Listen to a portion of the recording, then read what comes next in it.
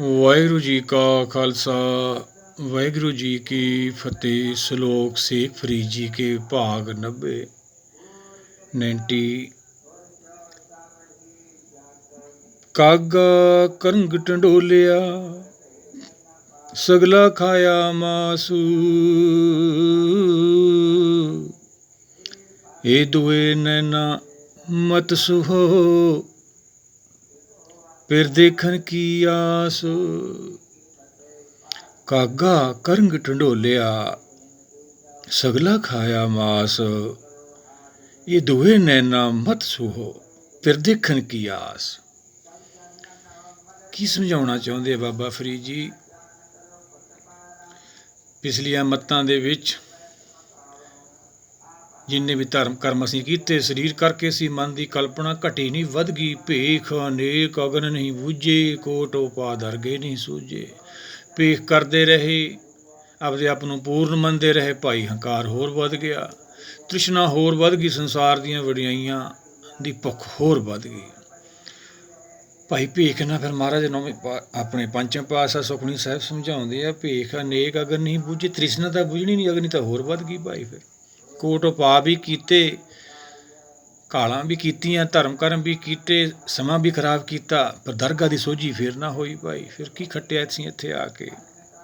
ਉਹੀ बुद्धिमान ਨੂੰ ਸਮਝਾਉਂਦੀ ਹੈ, हे फरीद मिना कागा करंग ढंडोलिया, तैं कल्पना कर करके मेरी सारी बुद्धि खराब करती तैं। जिवें बाबा फरीद जी ਦੇ ਸਰੂਪ ਤੇ ਦਿਖਾਉਂਦੇ ਨੇ, ਮਨ ਕੌਂ ਉਹਦੀਆਂ ਅੱਖਾਂ ਕੱਢਦਾ ਨਹੀਂ। ਭਾਈ ਉਹ ਤਾਂ ਪ੍ਰਮਾਣ ਨੇ ਸੰਸਾਰੀ। ਅੱਖਾਂ ਕੱਢ ਕੇ ਜੇ ਅੱਖਾਂ ਨਾਲ ਦਰਸ਼ਨ ਹੁੰਦਾ, ਫਿਰ ਜਿਹੜੇ ਲੋਕਾਂ ਦੀਆਂ ਅੱਖਾਂ ਨੇ ਉਹਨਾਂ ਨੂੰ ਦਰਸ਼ਨ ਤਾਂ ਹੋਇਆ ਨਹੀਂ। ਭਾਈ ਫਿਰ ਮਨ ਬੁੱਧੀ ਦਾ ਵਿਸ਼ਾ ਹੀ ਨਹੀਂ ਹੈਗਾ ਇਹ ਸੰਸਾਰੀ ਦਾ ਪ੍ਰਮਾਣ ਨੇ। ਬੁੱਧੀਮਾਨ ਨੂੰ ਸਮਝਾਉਂਦੀ ਹੈ, ਕਾਗਾ ਕਰੰਗ ਢੰਡੋਲਿਆ ਸਗਲਾ ਖਾਇਆ ਮਾਸ, ਤੈਂ ਸਾਰੀ ਬੁੱਧੀ ਮੇਰੀ ਕਲਪਨਾ ਕਰ ਕਰਕੇ ਮੇਰਾ ਜੀਵਨ ਨਸ਼ਟ ਕਰਤਾ ਤੈਂ। ਇਹ ਦੂਏ ਨੈਣਾ ਮਤ ਸੂਓ। ਜਦੋਂ ਗੁਰਮਤਿ ਅਪਣਾਈ ਬਾਬਾ ਫਰੀਦ ਜੀ ਨੇ, ਸਲਾਮ ਛੱਡ ਕੇ ਵਿੱਚ ਗਿਆਨ ਪੈਦਾ ਹੋਇਆ, ਫਿਰ ਜਿਹੜੀ ਸਾਡੀ ਸੁੱਤੀ ਮੱਤ ਪਈ ਸੀ ਉਹ ਜਾਗ ਗਈ। ਆਪਣੀ ਵੀ ਜਾਗਣੀ ਆ ਭਾਈ, ਆਪਾਂ ਵੀ ਤਾਂ ਇਹ ਭਗਤੀ ਕਰਨੀ ਹੈ, ਗੁਰੂ ਭਗਤਾਂ ਦਰਸਾਏ ਰਾਹ 'ਤੇ ਚੱਲ ਕੇ। ਆਪ ਹੀ ਗੁਰੂ ਬਣ ਜਾਣਾ। ਜੇ ਆਪ ਹੀ ਗੁਰੂ ਬਣ ਕੇ ਦੇਖ ਲਓ ਫਿਰ ਕੀ ਹਾਲ ਹੋ ਰਿਹਾ ਵੱਡੇ ਵੱਡੇ ਗੁਰੂਆਂ ਦਾ, ਕਿਹੋ ਜਿਹਾ ਜੀਵਨ ਹੋ ਗਿਆ ਵਿਚਾਰਿਆਂ ਦਾ। ਸੰਤ ਕਾ ਦੋਖੀ ਛੁੱਟੇ ਅਕੇਲਾ, ਇਕੱਲਾ ਹੀ ਰਹਿ ਜਾਂਦਾ। ਫਿਰ ਜਿਵੇਂ ਬਾੜ ਦੇ ਬੂਟੇ ਨੂੰ ਖੇਤ ਛੱਡਿਆ ਦਾ ਨਾ ਕਿਸਾਨ, ਉਹਦਾ ਕੋਈ ਵਾਲੀ ਵਾਰਸ ਨਹੀਂ ਹੁੰਦਾ, ਉਹਨੂੰ ਕੋਈ ਵੀ ਲੈ ਜੇ, ਇਹੋ ਜਿਹਾ ਸਾਡਾ ਜੀਵਨ ਬਣ ਜਾਂਦਾ। ਭਾਈ ਫਿਰ ਇਹ ਗਲਤੀ ਨਹੀਂ ਕਰਨੀ ਆਪਾਂ। ਇਹ ਦੂਏ ਨੈਣਾ ਮਤ ਸੂਓ, ਦੂਏ ਨੈਣਾ ਤੋਂ ਭਾਵ ਉਹ ਬੁੱਧੀ ਆਸ ਬੱਝੀ ਹੈ ਮੈਨੂੰ ਮਨਾ ਹੁਣ। ਬਾਬਾ ਫਰੀਦ ਨੇ ਸਲਾਮ ਛੱਡ ਕੇ ਫਿਰ ਸਿੱਖੀ ਅਪਣਾਈ। ਸਾਡੇ ਕੋਲ ਸਿੱਖੀ ਹੈ, ਅਸੀਂ ਕੀ ਕਰਦੇ ਫਿਰਦੇ ਹਾਂ? ਇਹ ਸਿੱਖੀ ਦਾ ਘਰ ਹੈ, ਮੁਕਤੀ ਦਾ ਘਰ ਹੈ। ਨਾਨਕ ਕੇ ਕਰ ਕੇਵਲ ਨਾਮ, ਨਾਮ ਦੀ ਪ੍ਰਾਪਤੀ ਖਾਤਰ ਗੁਰੂ ਘਰ ਜਾਣਾ ਹੈ, ਸਿੱਖਿਆ ਲੈਣੀ ਹੈ ਗੁਰੂ ਦੀ। ਗੁਰੂ ਨੂੰ ਸਿੱਖਿਆ ਨਹੀਂ ਦੇਣੀ, ਨਹੀਂ ਤਾਂ ਫਿਰ ਦੇਖ ਲਓ ਕੀ ਹਾਲ ਹੋ ਰਿਹਾ। ਫਿਰ ਕਰੂੰ ਅਰਦਾਸ ਗਾਉਂ ਕਿਸ ਬਾਕੀ, ਲਿਹੂੰ ਨਵੇਰ ਰਾਜ ਕੀ ਰਾਤੀ। ਫਿਰ ਹੱਥ ਪੈਰੇ ਜੋੜ ਕਰਾਂਗੇ। ਹੱਥਾਂ ਪੈਰੇ ਜੋੜੀ ਕਰਨ ਤੋਂ ਪਹਿਲਾਂ ਹੀ ਸਮਝੀਏ, ਜੇ ਆਪਾਂ ਭਗਤ ਕਬੀਰ ਜੀ ਸਮਝਾਉਂਦੇ, ਕਹਿੰਦੇ ਜਦੋਂ ਕਾਲ ਆਉਂਦਾ ਫਿਰ ਹੱਥਾਂ ਜੋੜੀ ਕਰਦਾ। ਭਾਈ ਇਹ ਮੈਨੂੰ ਇੱਕ ਰਾਤ ਛੱਡ ਦੇ, ਕਿਉਂ ਕੀ ਜਵਾਬ ਆਉਂਦਾ, ਅਮਲ ਸਰਾਨੋ ਲੇਖਾ ਦੇਣਾ, ਆਏ ਕਠਨ ਜਮਦੂਤ ਲੈਣਾ, ਚੱਲ ਦਰਹਾਲ ਦੀਵਾਨ ਬੁਲਾਇਆ, ਹਰ ਫਰਮਾਨ ਦਰਗੇ ਗਾਇਆ। ਭਾਈ ਤੇ ਅਮਲ ਨਹੀਂ ਕੀਤਾ, ਇੱਥੇ ਆ ਕੇ ਕੀ ਕਰਨ ਆਇਆ ਸੀ? ਇੱਥੇ ਰੋਟੀਆਂ ਪਾਣੀ ਅੰਨ ਪਾਣੀ ਘੁੰਮਣ ਫਿਰਨ ਆਇਆ ਸੀ? ਤੂੰ ਤਾਂ ਪ੍ਰਾਹੁਣਾ ਸੀ, ਨਾਮ ਦਾ ਵਪਾਰ ਕਰਨਾ, ਇੱਥੇ ਆ ਕੇ ਜੀ ਲਾ ਲਿਆ ਸਰਾਂ ਦੇ ਵਿੱਚ। ਫਿਰ ਚੱਲ, ਫਿਰ ਲੇਖਾ ਤਾਂ ਮੁਕਾਉਣਾ ਕੀ ਸੀ, ਤੂੰ ਤਾਂ ਵਧਾ ਲਿਆ। ਫਿਰ ਹੱਥਾਂ ਜੋੜੀ ਪੈਰਾ ਕਰਾਂਗੇ ਆਪਾਂ। ਭਾਈ ਪਹਿਲਾਂ ਹੀ ਆਪਾਂ ਆਪਦੇ ਘਰ ਪਹੁੰਚੀਏ, ਗੁਰੂ ਦੇ ਲੜ ਲੱਗ ਕੇ ਬਾਣੀ ਗੁਰ ਕੇ ਚਰਨ ਹੈ। ਬੁੱਧੀਮਾਨ ਨੂੰ ਘੂਰਦੀ ਆ, ਫਿਰ ਦੇਖਣ ਕੀ ਆਸ। ਮੈਨੂੰ ਆਸ ਬੱਝ ਗਈ, ਹੁਣ ਆਪਾਂ ਨੂੰ ਵੀ ਬੱਝੂਗੀ ਆਸ। ਭਾਈ ਜਦੋਂ ਗੁਰ ਸ਼ਬਦ 'ਚੋਂ ਗਿਆਨ ਹੋ, ਚਾਅ ਪੈਦਾ ਹੋ ਜਾਂਦਾ ਅੰਦਰ। ਪਰ ਆਪਾਂ ਗੁਰੂ ਨੂੰ ਸੁਣੀਏ, ਵਿਚਾਰੀਏ ਤਾਂ ਸਹੀ। ਆਪਾਂ ਤਾਂ ਆਪ ਹੀ ਸਿਆਣੇ ਬਣ ਗਏ, ਆਪਾਂ ਤਾਂ ਆਪ ਹੀ ਗੁਰੂ ਬਣੇ ਬੈਠੇ ਹਾਂ। ਭਾਈ ਫਿਰ ਕਾਲ ਨੇ ਨਹੀਂ ਛੱਡਣਾ ਹੈਗਾ, ਇਹ ਗਲਤੀ ਨਹੀਂ ਕਰਨੀ। ਆਪਾਂ ਸਤਿਗੁਰਾਂ ਦੇ ਬਚਨ ਲਈਏ ਨੌਵੇਂ ਪਾਤਸ਼ਾਹ ਦੇ। ਸਾਰੰਗ ਮਹੱਲਾ ਨੌਵਾਂ। ਮਨ ਕਰ ਕਬੂ ਨਾ ਹਰ ਗੁਣ ਗਾਇਓ,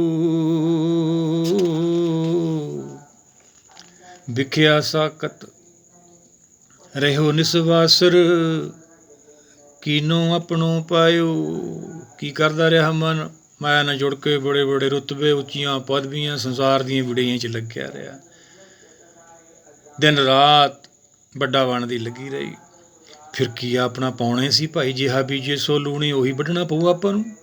ਦੂਏ ਦਾ ਵੱਢਿਆ ਬੀਜਿਆ ਆਪਾਂ ਕਿਵੇਂ ਵੱਢ ਲਾਂਗੇ? ਆਪਣ ਹੱਥੀਂ ਆਪਣਾ ਆਪੇ ਹੀ ਕਾਜ ਸਵਾਰੀਏ, ਆਪ ਹੀ ਸਵਾਰਨਾ ਪੈਣਾ ਭਾਈ, ਦੂਆ ਨਹੀਂ ਇਹ 'ਚ ਕੋਈ ਦਖਲਅੰਦਾਜ਼ੀ ਕਰ ਸਕਦਾ।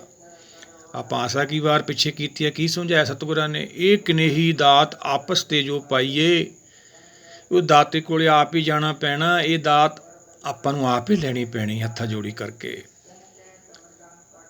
ਬਿਨ ਤੁਧ ਜੇ ਹੋਰ ਮੰਗਣਾ, ਸਿਰ ਦੁੱਖਾਂ ਕੇ ਦੁੱਖ ਜਿੱਦਣੇ ਕਹਿ ਲਓਗੇ, ਗਿਆਨ ਨਾਲ ਸਮਝ ਕੇ ਸਮਝ ਆ ਜਾਊਗੀ।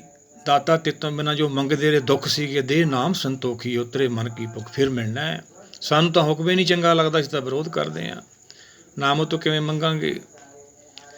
ਰਹਾਉ ਗੁਰ ਉਪਦੇਸ਼ ਸੁਨਿਓ ਨਹੀਂ ਕਾਨਨ, ਪਰ ਦਾਰਾ ਲਪਟਾਇਓ,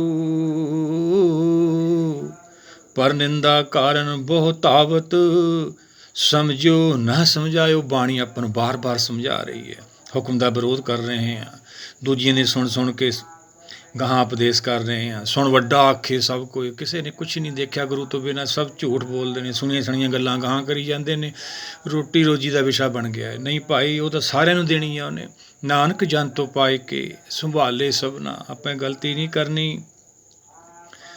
ਗੁਰ ਉਪਦੇਸ਼ ਹੈ ਬਾਣੀ, ਇਹ ਗੁਰ ਕੇ ਚਰਨ ਹੈ, ਇਹ ਸਤਿਗੁਰ ਦੀ ਬਾਣੀ ਹੈ। ਉਸ ਤੋਂ ਬਾਅਦ ਆਪਾਂ ਨੂੰ ਸਤਿਗੁਰ ਦਾ ਦਰਸ਼ਨ ਹੋਣਾ, ਫਿਰ ਆਪਾਂ ਤਰੀਬ ਦੁਨੀਆ ਜਾਣਾ। ਧਿਆਨ ਨੇ ਗੁਰ ਉਪਦੇਸ਼ ਸੁਣਿਓ ਨਾਹੀਂ ਕਾਨਨ, ਪਰ ਦਾਰਾ ਲਪਟਾਇਓ। ਘਰ ਦੇ ਵਿੱਚ ਪਰਿਵਾਰ 'ਚ ਜੁੜਿਆ ਰਿਹਾ, ਪਰ ਨਿੰਦਾ ਕਾਰਨ ਬਹੁਤ ਧਾਵਤ, ਸਮਝਿਓ ਨਾ ਸਮਝਾਇਓ। ਬਾਣੀ ਬਾਰ-ਬਾਰ ਸਮਝਾ ਰਹੀ ਹੈ ਭਾਈ, ਕਿੰਨਾ ਕੁ ਸਮਾਂ ਇੱਥੇ ਰਹੇਗਾ।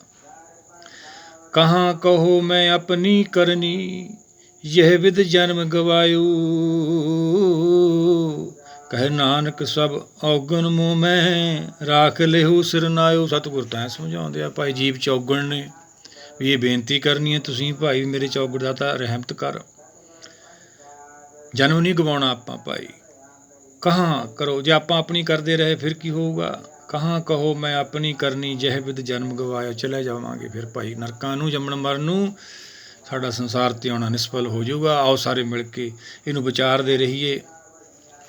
ਬਾਬਾ ਫਰੀਦ ਜੀ ਕੀ ਸਮਝਾਉਂਦੇ ਆ, ਨੌਵੇਂ ਪਾਤਸ਼ਾਹ ਨੇ ਆਪਾਂ ਨੂੰ ਕੀ ਸਮਝਾਇਆ। ਗੁਰ ਉਪਦੇਸ਼ ਦੇ ਧਾਰਨੀ ਬਣਨਾ, ਆਪਾਂ ਬਾਣੀ ਦੇ ਜੁੜਨਾ ਵਾ, ਕਿ ਚੋਂ ਗਿਆਨ ਪੈਦਾ ਹੁੰਦਾ ਵਾ, ਗਿਆਨ ਨਾਲ ਫਿਰ ਮਨ ਟਿਕਦਾ ਵਾ।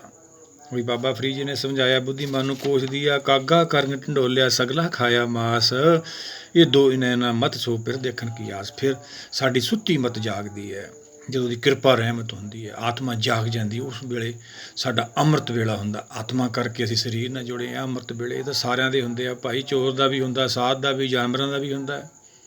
ਨਹੀਂ, ਇਹ ਸੰਸਾਰੀ ਹੈ ਭਾਈ, ਇਹ ਆਤਮਾ ਕਰਕੇ ਹੈ। ਫਿਰ ਆਸ ਵੱਜਦੀ ਹੈ ਗੁਰ ਸ਼ਬਦ ਦੇ ਗਿਆਨ। ਆਓ ਆਪਾਂ ਵੀ ਇਹ ਪ੍ਰਾਪਤੀ ਕਰੀਏ ਜੋ ਬਾਬਾ ਫਰੀਦ ਜੀ ਨੇ ਆਪਾਂ ਨੂੰ ਸਮਝਾਇਆ। ਵਾਹਿਗੁਰੂ ਜੀ ਕਾ ਖਾਲਸਾ, ਵਾਹਿਗੁਰੂ ਜੀ ਕੀ ਫਤਿਹ।